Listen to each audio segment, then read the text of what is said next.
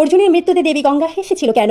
আপনারা সকলেই জানেন অর্জুনের মৃত্যু সশরীরে স্বর্গযাত্রার পথে হয়েছিল, কিন্তু না, অর্জুনের মৃত্যু এর পূর্বে হয়েছিল। মহাভারতের যুদ্ধের পর যুধিষ্ঠির অশ্বমেধ যজ্ঞ করেন। সেই যজ্ঞের ঘোড়া মণিপুর রাজ্য গিয়েছিল।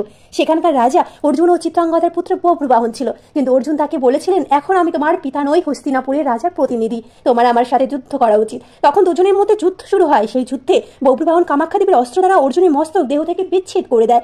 মাতা কুন্তী অর্জুনের কাছে এসে ক্রন্দন করতে থাকে। তখন দেবী গঙ্গা হেসে উঠেছিল, বলেছিল, আমিও একদা আমার পুত্র ভীষ্মের মৃত্যুতে এভাবেই ক্রন্দন করেছিলাম। বভ্রুবাহনের এই অস্ত্রটি আমারই দেওয়া অর্জুনকে মারার জন্য। তখন শ্রীকৃষ্ণ বলেছিলেন, এটি আপনি কি করেছিলেন? আপনার পুত্র ভীষ্ম স্বইচ্ছায় মৃত্যু বরণ করতে চেয়েছিল, আর তার উপায় নিজেই অর্জুনকে বলেছিলেন। আর অর্জুন তো নিজ পুত্রের ওপরও বাণ চালায়নি, শুধু প্রতিরোধ করার চেষ্টা করেছে, আপনার অস্ত্রে মান রেখেছে।